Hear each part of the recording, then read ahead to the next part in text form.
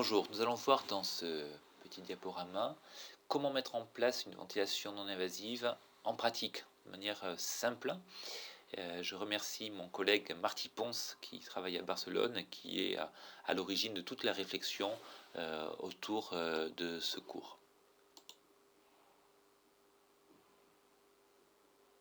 Alors, vous avez ici le groupe européen qui met en place cette ventilation, donc essentiellement Marty Ponce ici, et puis un certain nombre de personnes européennes, espagnoles, allemandes par ici, espagnoles également, françaises, voilà, qui ont permis d'avoir une réflexion par rapport à ce cours et le rendre le plus accessible possible, le plus facile à appréhender. Et il est évolutif, il change après toutes les. Alors la première chose, c'est parler du patient. Quel type de détresse respiratoire il passe? Alors nous avons utilisé la définition de TIG qui a le mérite d'être extrêmement simple. Il va décrire deux types de détresse respiratoire. Le type 1, où on va avoir une altération du rapport ventilation sur perfusion, avec essentiellement un problème de poumons pleins, comme les pneumonies, des OAP, les traumatismes thoraciques, les syndromes de détresse respiratoire aiguë, et même chez les nouveau-nés des maladies membranialines. Dans ce genre de pathologie, c'est souvent des pathologies qui vont nécessiter beaucoup d'oxygène et un recrutement du poumon. Le deuxième type de pathologie, c'est les détresses respiratoires de type 2, où on va avoir un phénomène prédominant d'hypoventilation alvéolaire. On va avoir à ce moment-là, non pas une pathologie de l'alvéole, mais plutôt du soufflet pulmonaire avec une augmentation du gaz carbonique, une difficulté à épurer le gaz carbonique. Et on voit ça dans les pathologies de la commande respiratoire, comme les maladies neurologiques de la moelle épinière ou bien la malédiction d'Ondine. Les pathologies ensuite neuromusculaires, où là ça va être plutôt l'effecteur qui est atteint. Puis ensuite, ces obstructions des voies aériennes, que ce soit les voies aériennes proximales, comme l'asthme, ou bien plus distales dans la bronchiolite, ou bien encore plus proximales, c'est dans les laryngites ou autres, ou bien encore dans les pathologies de la cage thoracique, comme les scolioses ou les obésités morbides. Alors quand on considère les indications de 2006, celles-ci sont un petit peu vieillottes maintenant. Elles ont été mises en place dans une conférence de consensus, mais depuis 2006, ça fait donc maintenant plus de 11 ans, les machines se sont énormément améliorées, les respirateurs sont améliorés avec une bien meilleure synchronisation de la machine. Les interfaces sont également sont bien améliorées et on a une habitude qui s'est énormément augmentée au sein des réanimations pédiatriques, ce qui fait que maintenant on ne suit pas tellement ces indications-là, mais elles sont toujours utiles avec ces indications qui sont excellentes comme l'OAP, vous voyez, avec à ce moment-là il faut faire dans la gradation grade. Également les autres indications que vous voyez ici défiler. Et ce qui est intéressant de voir, c'est qu'il y a un certain nombre de indications qui étaient sans cotation possible, comme l'asthme et les bronchiolites, qui sont devenues maintenant une utilisation assez courante de la VNI, en particulier pour les bronchiolites, où c'est quasiment la première indication dans les réanimations pédiatriques.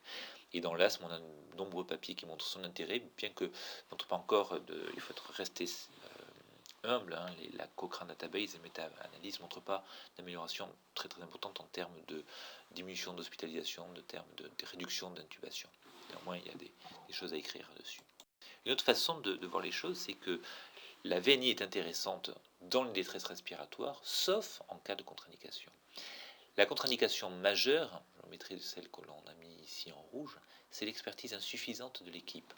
Et dans l'équipe, j'entends et des infirmières, ne seront pas capables de gérer le confort, les fuites et autres du patient, mais également l'inexpertise de l'équipe médicale qui ne sera pas trouvé qu'on est en échec. Et il n'y a rien de pire que de laisser un patient en VNI alors qu'il est en échec, puisque dans certaines situations, en particulier dans le syndrome de détresse respiratoire aiguë, si on est en échec et qu'on persiste dans l'échec, on va pouvoir augmenter la mortalité dans le groupe. C'est moins ce qui a été montré chez les adultes.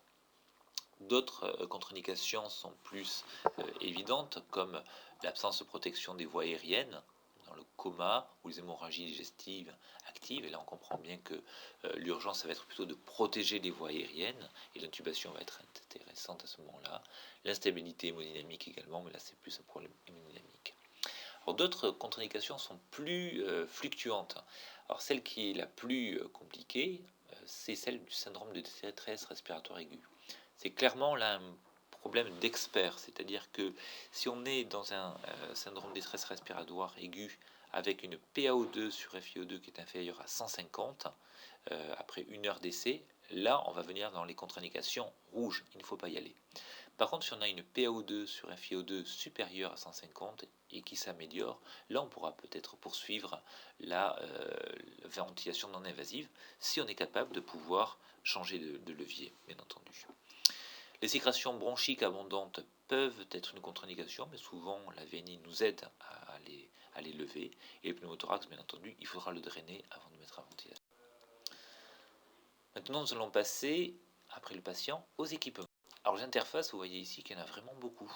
Les interfaces propres au nouveau-né, vous voyez ici avec le bête CPAP, ou bien ce qu'on utilise beaucoup en France, c'est les InfanFlow, que vous voyez ici, n'est pas forcément parfaitement bien placé. En salle de naissance, on va utiliser pas mal ce type de SUPAP, très simple, qui permet aussi de faire de la ventilation lorsqu'on obture celui-là, ou bien des formes de CPAP toutes simples ici, et même le casque que l'on peut utiliser, qui peut faire que la CPAP, on peut rarement faire de la ventilation non invasive avec 2 niveaux de pression. Chez l'enfant, on a un choix qui est généralement également assez grand, des masques faciaux qui prennent et les yeux, le nez et la bouche, qu'on voit avec toutes les tailles, pour l'adulte, large, mais également les formes XS, XXS qu'on peut utiliser chez les enfants de 3 mois. On insiste pas mal sur ces interfaces parce que c'est extrêmement pratique, extrêmement bien toléré chez les enfants et c'est quasiment l'interface qui est utilisée en première intention sur la plupart des réanimations. Celle-là, très facile et très bien tolérée chez les enfants, ce qui est un peu paradoxal. Après, on a des masques qui sont, vous voyez ici, que nasales chez les enfants, également celui-là qui est que nasal, et on a d'autres interfaces, je vous montrerai un petit peu plus tard, qui prennent le nez et la bouche, c'est des masques faciaux également qui sont intéressants. Après les interfaces, on va voir que ces interfaces peuvent avoir deux formes. Elles peuvent être à fuite ou sans fuite. Je m'explique. Quand on est avec des interfaces sans fuite, ça veut dire que l'air va rentrer par ici, vers le patient, et il va ressortir par le même endroit. Parce que vous voyez par exemple ici, il va y avoir un tuyau qui va mener l'inspiration, qui va aller vers le patient, moi en l'occurrence, et l'expiration va se faire par le même port et va partir vers l'autre tuyau. Donc il n'y a pas de fuite au niveau de l'interface et au niveau du coude. Vous voyez ici, cet enfant, l'air arrive par le tuyau bleu, va vers le patient et va revenir vers le tuyau blanc. Tout ce qu'on appelle l'espace mort, c'est celui qu'on trouve à partir du mélange ici, et qui va prendre toute cette partie-là. Et vous voyez qu'elle peut être assez importante, la partie espace mort, à ce niveau-là. Alors on va l'utiliser avec des machines de réanimation lourdes, comme les Vita ici, ou le Servo-i, ou bien les respirateurs de transport. Certains respirateurs de domicile peuvent utiliser un seul tuyau ici, mais l'expiration va se trouver sur une sorte de valve assez proche du masque que l'on voit ici. L'expiration va se faire par là et par cette valve ici. Ensuite, on a des interfaces à fuite. Alors vous le voyez ici, alors ça peut être avec exactement le même masque. Vous voyez ici, on a utilisé un total face là, qui prend tout le visage. Ici, c'est un total face aussi, mais la couleur de la pièce ici est différente. Vous voyez, ici, elle est orange, alors qu'ici, elle est bleue. Et l'inspiration va se faire par ici, vers le patient, et l'expiration va se faire autour de l'interface ici. L'expiration va se faire à l'extérieur. Ici, par une autre interface, le Pixie, l'inspiration va se faire là, et l'expiration va se faire par des petits trous que vous voyez sur l'interface à ce niveau-là. Certaines ont des trous qui sont situés également ici de tous les côtés. Alors généralement, quand on prend une interface à fuite, il n'y a qu'un seul tuyau qui va être recorné, puisque le tuyau, la tubulure, va apporter que l'inspiration, contrairement à la partie non à fuite où il y a généralement 2 tuyaux. Alors ces masques à fuite vont être souvent liés soit à des respirateurs de domicile, comme ces 2 respirateurs ici, le Stellar et l'Astral, ou bien certains respirateurs spécifiques de ventilation non invasive que l'on trouve plus particulièrement chez les adultes, comme ici. Ils sont très intéressants même chez les enfants. Alors vous voyez ici, c'est les choix que nous avons fait sur Montpellier. On peut faire tout à fait d'autres choix, qui fait que nous, on va utiliser en première bourre, entre guillemets, pour les enfants, pour les personnes de garde, les total face chez quasiment tous les enfants, avec en fonction de la machine, soit une pièce à fuite, ici, l'expiration va se faire à ce niveau-là. Devant, il y a un trou, mais ce n'est pas les fuites qui sont là, c'est simplement une valve anti-asphyxie. Faites attention, ça n'a rien à voir avec des fuites. Les fuites sont vraiment autour et vous allez voir que c'est crénelé. Ou bien une interface non à fuite, donc on va changer la connectique ici par une connectique bleue quand on veut le brancher à un gros respirateur. On a utilisé également chez les enfants petits, quand on veut faire de la CPAP ou même de la NAVA, c'est le FlexiTrompe ici qui est une interface nasale qui est bien adaptée au nouveau-né. On a cette interface de air liquide qui prend le nez de l'enfant, qui est assez intéressant chez les bébés. Elle peut être à fuite lorsque on a les trous qui se trouvent devant, ou bien non à fuite. Pour les enfants un petit peu plus grands, de 2 ans à 7 ans, on peut prendre cette interface, le Pixie au-dessous, et pour les enfants plus grands, encore le Quattro FX ou d'autres faces nasobuccales, que vous voyez ici, puisque ça prend le nez et la bouche, avec toutes les faces possibles. Alors, on a vu l'interface, on a vu le tube, et maintenant on peut voir le respirateur. Alors le respirateur, il va être dépendant des besoins en oxygène. Soit on a des gros besoins en oxygène et on va prendre des respirateurs de réa, soit les respirateurs qui peuvent faire de la ventilation invasive, soit les ventilations de non invasives spécifiques, comme le VIPAP, Vision ou le Carina. Mais si on a des besoins en oxygène qui sont peu importants, on peut également prendre des respirateurs de domicile ou des turbines qui peuvent être importants et qui n'ont pas de branchement derrière. Vous voyez ici les différents types de respirateurs. Ici, les respirateurs de domicile. Ici, des respirateurs, soit pour le nouveau-né qui peut faire de la CPAP, ou bien des respirateurs de transport que vous voyez ici, ou bien des respirateurs spécifiques de ventilation non invasive. Et puis ici, vous voyez les respirateurs lourds de ventilation. Alors, dans les respirateurs lourds de ventilation, ce qui est essentiel de prendre, c'est de prendre un respirateur avec un soft, enfin une interface de ventilation non invasive, comme on l'a avec ces respirateurs-là. Pour le respirateur de dragueur, qui sont un petit peu plus anciens, les softs de ventilation non invasive sont beaucoup moins intéressants, beaucoup moins performants et sont peu adaptés à l'enfant. Et vous le voyez ici sur un travail intéressant qui était une bench study qui étudiait les différents respirateurs. Vous voyez que lorsqu'on regarde les asynchronies, ici on voit que les respirateurs spécifiques de ventilation non invasive ont des index d'asynchronie très bas par rapport aux respirateurs de ventilation, les gros respirateurs. Vous voyez, alors ça c'est les respirateurs de ventilation avec un soft de VNI qui sont un peu moins bons que les respirateurs de ventilation pure, mais bien meilleurs que les respirateurs de ventilation non invasive, de respiration de ventilation invasive sans soft de ventilation. Vous le voyez ici, par exemple la VA dont je vais vous montrer que le taux d'autodéclenchement d'asynchronie est très important, quel que soit le respirateur, qu'il y ait un soft ou pas de VNI. Les générations plus précoces comme le Servoe, vous voyez, très mauvais quand il n'y a pas de soft de VNI, mais dès qu'on allume le soft de VNI, il est très bon respirateur ici. Vous voyez, avec le V500, c'est pareil, de dragueur, très bon dès qu'on allume le côté VNI.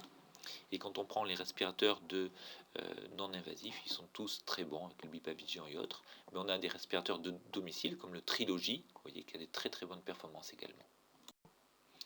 Alors maintenant qu'on a vu le matériel, quelle stratégie allons-nous prendre? Il va falloir régler d'abord une pression expiratoire. Cette pression expiratoire, elle est essentielle.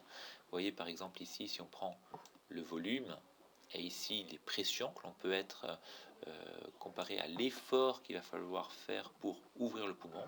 Et si on compare le poumon à un ballon de baudruche, vous voyez que au départ, on a un poumon qui est fermé. Il va falloir déterminer une pression importante ou un effort important pour préouvrir ce poumon. Et puis à partir de ce moment de préouverture, on va avoir une ouverture du poumon qui est efficace pour obtenir un poumon bien ouvert. Ça, c'est tout le travail de l'inspiration. Donc on voit un travail utile en vert, et puis un élément qui est un peu moins utile. Et puis au moment de l'expiration, on va revenir à ce point-là. On comprend bien l'intérêt de l'IPAP, donc de la pression expiratoire positive, qui va arrêter l'expiration à ce niveau-là. Et on comprend bien, en particulier dans le travail des bronchiolites ou même de l'asthme, quand cet effort-là est augmenté par l'autopep du patient, que quand on met une IPAP, on va diminuer tout ce travail respiratoire du patient et qu'on va éviter l'épuisement du patient. Donc cette IPAP est très importante parce qu'elle va permettre de recruter de poumons, mais également de diminuer le travail respiratoire pour certains et d'augmenter donc l'oxygénation. L'autre élément qui va être intéressant de régler, c'est le IPAP, c'est la pression positive durant l'inspiration, d'où le I, qui va permettre de améliorer l'épuration du gaz carbonique et d'être une bonne aide pour les muscles inspiratoires du patient. Par exemple, vous imaginez là que vous avez un patient qui a une maladie neuromusculaire, donc des muscles inspiratoires qui sont fatigués, qui va déterminer donc un volume courant que vous voyez ici, qui est faible. Et c'est intéressant de voir que l'épuration du gaz carbonique, ici, donc le CO2, est lié au lavage alvéolaire, qui est lié au volume courant, donc ce volume-là, multiplié par la fréquence. Et donc quand on a ces patients qui ont des maladies neuromusculaires qui sont en train de s'épuiser, qui ne peuvent plus assurer un bon volume courant, ils vont augmenter leur fréquence. Et quand ils augmentent leur fréquence, si nous, on apporte une pression de support, que vous voyez ici, on va pouvoir améliorer, comme vous voyez ici, le volume courant de ces patients et donc diminuer l'effort inspiratoire. Et la première chose que l'on verra si on est efficace, c'est donc une diminution de la fréquence. Alors, ce réglage de la CPAP, le réglage de l'IPAP et de l'IPAP, c'est quelque chose d'assez commun que l'on voit et qui est assez commun avec la ventilation invasive. Ce qui est un petit peu plus spécifique de la VNI, c'est le réglage de la pente ou du débit. C'est essentiel pour assurer le confort du patient. C'est-à-dire que généralement, on commence avec des pentes qui sont faibles, c'est-à-dire des débits qui sont faibles. C'est la même chose, pente et débit. Vous le voyez ici. Si on a un débit de 120 litres par minute, on va avoir une pente. Vous voyez, la pente, c'est le temps pour arriver à la pression maximale. Vous voyez ici, elle est importante, avec un débit qui est important. Dès lors qu'on diminue ce débit, vous voyez que la pente ici diminue et que le temps pour arriver au maximal est augmenté. Ce qui fait qu'on a plein de mots pour dire la même chose. Débit, pente ou temps pour arriver au pic. Et ce temps pour arriver au pic, c'est celui qu'on retrouve le plus communément dans les respirateurs. Il est généralement de 120 à 250 millisecondes. Alors généralement, on commence avec des débits qui sont bas pour ne pas entraîner un spasme au niveau de la glotte. Parce que si le patient reçoit de l'air tout d'un coup, son réflexe initial, c'est de fermer sa glotte pour ne pas être envahi d'air. Et ça va augmenter la synchronie, ça va augmenter les fuites, ça va pas être bon. Donc c'est assez intéressant de commencer avec un débit bas. Et puis regardez le patient. Et souvent, si on a un débit qui est trop bas, le patient il va avoir soif d'air, il va vouloir plus de débit. À ce moment-là, on va pouvoir progressivement augmenter le débit, ou bien diminuer la pente, ou bien raccourcir le temps. Tout ça, c'est la même chose pour arriver au pic. Par contre, si le débit est trop important, donc ce qu'on voit, c'est les spasmes, il va falloir diminuer la pente. Le problème que l'on peut avoir quand on prend des débits bas, c'est que parfois on peut ne pas atteindre le volume courant. Et là, à ce moment-là, il faudra augmenter. Donc ce réglage de la pente est important. Pour bien le régler, on commence bas et on regarde le patient. Si le patient tire ou s'il demande plus, on va augmenter progressivement ce débit jusqu'à arriver à une diminution du tirage avec un bon volume. Ensuite, on va régler le trigger, ce qui n'est pas très spécifique par rapport au respirateur invasif. Donc le trigger peut se faire sur la pression ou sur le débit. On a vu dans pas mal de travaux que ces triggers en débit qui sont les plus sensibles. Donc en pression, vous imaginez que dans le tuyau, quand le patient va vouloir une inspiration, on va aspirer dans le tuyau. Donc il va y avoir une chute de la pression dans le tuyau. Vous le voyez ici, par exemple. Le patient veut inspirer, il va y avoir une chute de charge ici. Et en même temps, et surtout avant, il va y avoir une augmentation du débit dans le tuyau, puisqu'il inspire. Donc vous voyez ici sur la courbe de débit, donc l'inspiration et à ce niveau-là, l'expiration commence à ce niveau-là. Quand le patient inspire, pendant l'inspiration, il va augmenter le débit dans le tuyau. Et donc si on met un trigger très sensible, et qu'on dit qu'on veut commencer un cycle à partir de là, trigger ça veut dire déclenchement du cycle, ben ça va être à partir de là. Si on veut un trigger un peu plus dur, on va le monter progressivement par là. Alors, pourquoi est-ce qu'on peut changer la sensibilité de ce trigger? Généralement, on commence avec des triggers très très très sensibles pour que chaque fois que l'enfant tire, enfin, déclenche, il y ait un cycle qui aille derrière, c'est beaucoup plus confortable. Le problème, c'est que si le trigger est trop sensible, on va pouvoir avoir de l'auto-déclenchement, c'est-à-dire que l'enfant va avoir un cycle alors qu'il ne l'a pas demandé, en particulier quand il y a des fuites ou en particulier quand il y a de l'eau dans les tuyaux. Dans ce cadre-là, on va pouvoir durcir un petit peu le trigger. Et le problème, si on a un trigger trop dur, c'est qu'on peut avoir des efforts non récompensés. Vous voyez ici, c'est-à-dire que vous voyez là que le patient a une diminution de la pression, ici en particulier, particulièrement bien fait, diminution de la pression, une augmentation du débit, il n'y a pas de cycle qui suit derrière. Donc là, c'est très inconfortable pour le patient. Et là, par contre, vous voyez, ainsi qu'il y a une diminution du débit, c'est bien pris en compte par la machine, la diminution de la pression, une augmentation du débit ici, là c'est la pression, et il y a un cycle qui est déclenché.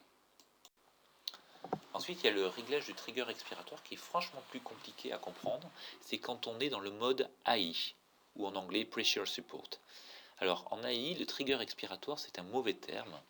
C'est ce qui va régler la longueur du temps inspiratoire et le début de l'expiration. On peut avoir des inspirations qui sont longues ou courtes. Et donc, quand on se met en mode AI, on va donner la possibilité au patient de régler lui-même la longueur de ce temps inspiratoire. Donc ça amène beaucoup plus de confort au patient.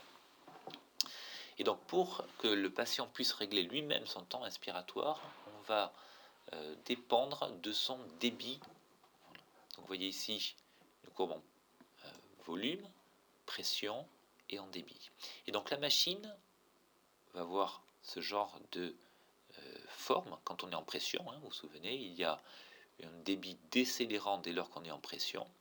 Et donc, la machine va enregistrer un débit maximal que l'on a ici. Et elle va se dire que dès qu'on atteint un certain pourcentage de ce débit maximal, on va arrêter le temps inspiratoire. Et vous voyez ici, par exemple, que dès qu'on arrive à peu près à, disons, 20% de ce débit maximal, on arrête l'inspiration et on passe en expiration. Ça, c'est parfait. Ça peut être fixe, mais si on a des fuites, la machine va compenser les fuites et donc on va avoir un temps inspiratoire. Vous voyez, la forme de la pente change parce que la machine compense les fuites, elle est moins raide qu'ici. Et donc si on garde le même déclenchement, on voit bien que le temps inspiratoire va augmenter. Si on a encore plus de fuites, vous voyez ici, la forme de la pente change également. Et donc le temps inspiratoire augmente. Et donc on peut avoir des temps inspiratoires qui ne sont pas du tout ce que voulaient les patients au départ. Ce qui fait que quand on utilise ce mode, il va être important de donner des bornes à ne pas dépasser. Par exemple, sur un enfant prématuré, on va se dire qu'on voudrait que le temps inspiratoire soit compris entre 0,4 secondes et 0,6 secondes. Pour un enfant plus grand, de 1 an, on va se dire qu'on voudrait que le temps inspiratoire soit entre 0,5 et 0,8 secondes, quelque chose de relativement physiologique pour pallier à ce genre de choses. L'autre façon de faire, ce serait de choisir un autre trigger expiratoire. Non pas passer de 20%, mais on veut passer à 40 ou 50%. Ça permettra d'avoir un temps inspiratoire qui soit plus stable. Mais ça veut dire qu'on a un niveau de fuite qui est stable. Dès qu'on a un niveau de fuite qui est stable, on peut très bien se débrouiller. Alors, que faire maintenant quand on a une détresse respiratoire? Qu'est-ce que l'on va faire? Alors, pour les enfants de plus de 3 mois et qui sont bien synchronisés, on va choisir notre interface. La plupart du temps, on va prendre une interface en urgence, je veux dire, qui prend et le nez et la bouche, donc une interface oronasale. Et nous, dans notre expérience, c'est celui qui prend également les yeux qui est le plus facile à mettre en place. Le respirateur, on va prendre un respirateur de réanimation lourd quand on a des besoins en oxygène qui sont supérieurs à 50%. Mais si jamais le FiO2 est inférieur à 50%, on peut aussi prendre un respirateur de domicile. Les premiers réglages, ça va être en fonction de la pathologie. Si on se trouve chez un patient qui a une bronchiolite ou bien un OAP, on pourra alors commencer avec le mode le plus simple qui est la CPAP, en la réglant à 4 à 8 cm. Et dans ce cadre-là, on pourra prendre également le casque ou bien des formes nasales.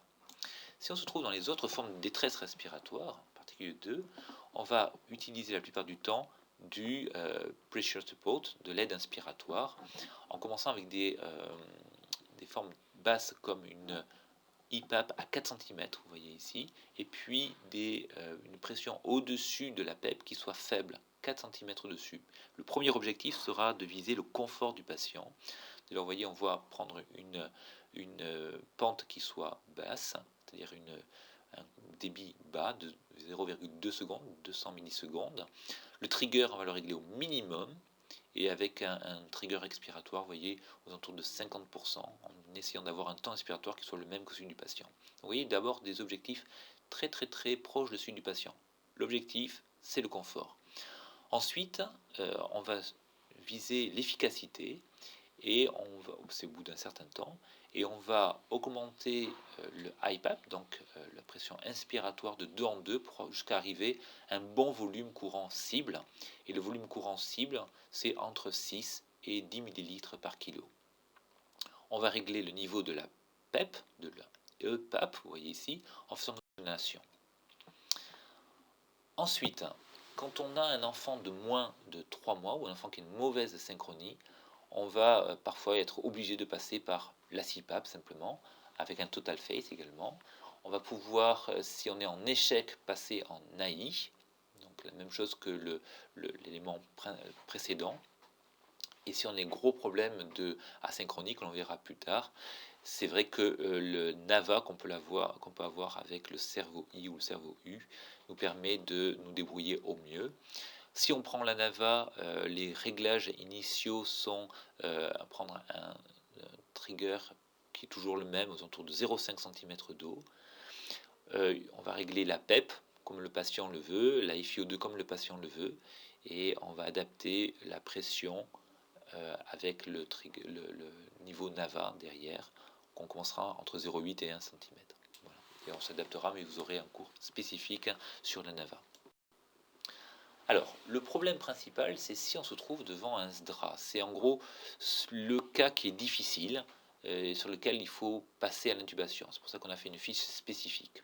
Donc, si on a un patient qui a une détresse respiratoire avec un rapport SF, c'est saturation sur FiO2, donc on n'est pas sur le mode PAFI, on n'est pas sur le mode des adultes de PaO2 sur FiO2, c'est saturation sur FiO2 qui est inférieure à 270, on se met en VNI, avec une EPAP qui est réglée à 5 cm d'eau. Si le rapport SF devient inférieur à 235, alors là on se dit qu'on est peut-être dans le cadre du SDRA. On va faire une radio et soit on est dans le cadre du SDRA. Alors vous savez que la définition a changé. Maintenant on peut avoir des éléments simplement unilatéraux, mais si on reste classique, qu'on a des éléments bilatéraux, on va peut-être plutôt partir vers le cadre du SDRA, modéré ou sévère. Cette case-là, elle est là un petit peu... mais bon, on ne sait pas trop où la mettre, c'est unilatéral. On n'est pas trop dans le SDRA, mais il faut savoir on pourrait revenir de ce côté-là. Mais si on est infiltrats bilatéraux, c'est sûr qu'on se trouve dans le SDRA, ou modéré ou sévère. Là, on va regarder comment l'enfant se débrouille. Soit on a un SF ratio qui reste inférieur à 150, à ce moment-là, on part vers l'intubation. Si on est entre 150 et 200, à ce moment-là, on peut poursuivre la ventilation non invasive en montant la IPAP aux alentours de 8 cm d'eau. On réévalue au bout de 1 heure à 2 heures. Si on a un SF qui est inférieur à 200, alors là, ou bien une non-amélioration de la fréquence respiratoire, on part vers l'intubation. Si on a une amélioration du SF ratio, alors là, on peut poursuivre. On revient là-haut. Si on avait un infiltrat bilatéral et qu'on se trouvait devant un tableau d'OAP, alors là, formidable, la VNI va répondre très très bien, qu'on va réévaluer par la suite. Si on se trouve devant une pathologie de type 2, donc vous vous souvenez, c'est un problème essentiellement d'épuration du gaz carbonique, c'est le soufflet qui ne fonctionne pas. Là, on va voir l'âge. Si on a un âge inférieur à 6 mois, on a un risque d'échec assez élevé. Si on a un SF ratio qui est supérieur à 235, la VNI va être un très très bon marqueur. Si le SF est inférieur à 235, là c'est un petit peu la même chose. Si LSF, on va essayer de voir. Si on est inférieur à 100, il va falloir intuber le patient. Si notre sang est de 100, eh bien on peut essayer de faire de la VNI avec une EPAP autour de 6 cm. Et puis après, on pourra réévaluer les choses au bout de 1 heure à 2 heures. Et là, en fonction de l'évolution du SF ratio, on poursuivra ou la ventilation, ou bien on partira sur une ventilation invasive. Alors, comment mettre en place en pratique la VNI? Alors, un élément très important, c'est la place des parents. C'est vrai que dès qu'on peut utiliser, entre guillemets, les parents, mettre les enfants à l'intérieur des bras des parents, ça nous permet de ne pas utiliser de sédatifs. C'est très rare dans notre part quand on utilise sédatifs en première intention. Donc là, toutes les photos que vous voyez, c'est la mise en place des parents et avec 10 à 15 minutes après avoir mis les enfants dans les bras de l'enfant. Alors comment on peut faire? Si on est des enfants grands, on peut jouer avec l'interface en premier lieu. C'est rarement possible en réanimation. Dans un deuxième temps, on va appliquer l'interface sans lien avec 2 opérateurs. Il y a un premier opérateur qui va se mettre en face de l'enfant pour bien centrer l'interface.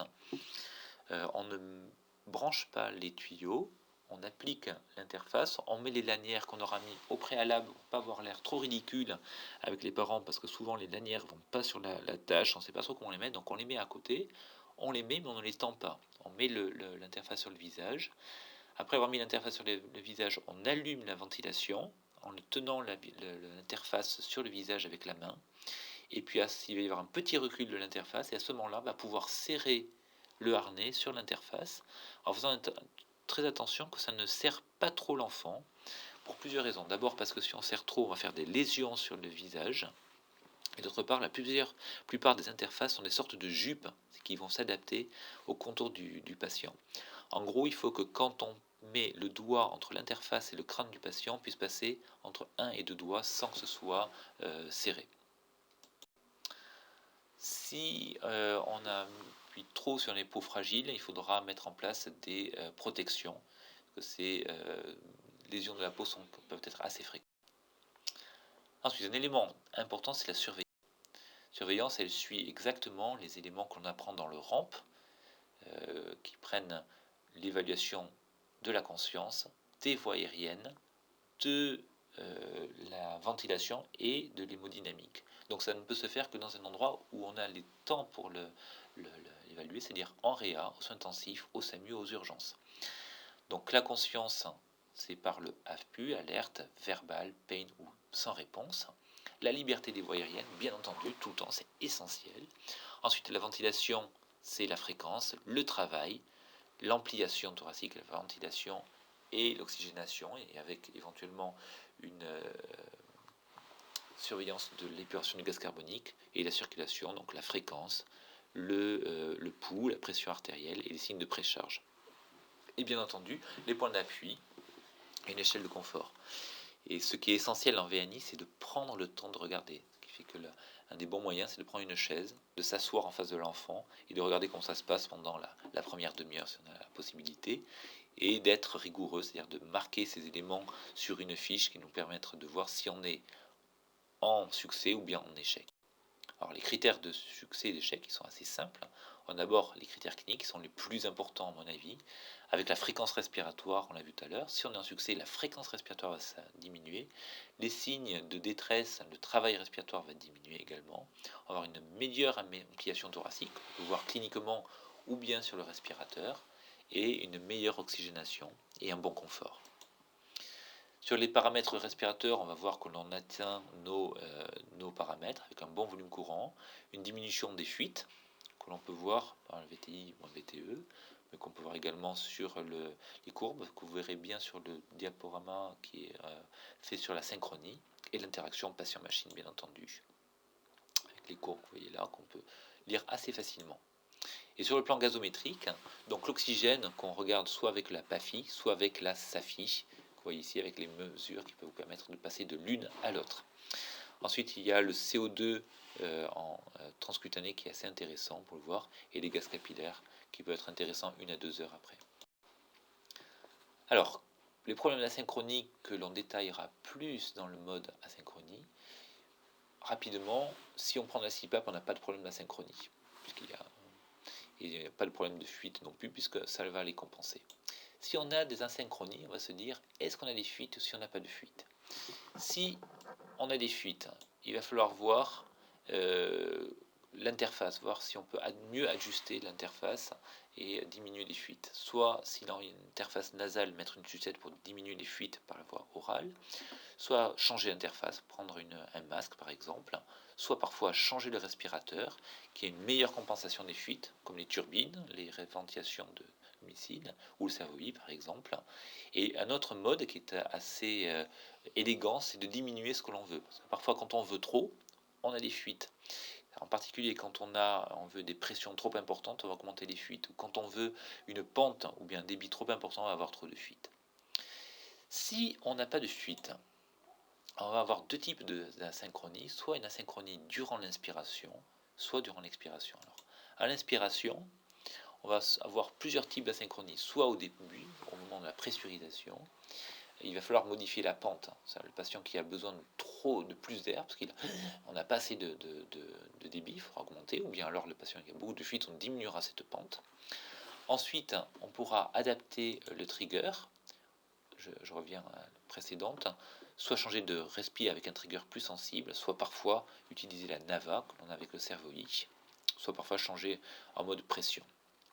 La désynchronie expiratoire, c'est un mauvais terme, hein, c'est quand on est en aide inspiratoire et qu'on a un trigger expiratoire, donc qui me donne la durée du temps inspiratoire qui n'est pas adapté. Donc là, on adaptera le trigger expiratoire, on pourra augmenter diminuer sa sensibilité ou bien limiter le temps inspiratoire. Deuxième type d'asynchronie, c'est quand on a un patient qui reste tachypnéique ou bien avec une hypercapnie. La première chose qu'il faudra regarder, c'est s'il est asynchronique.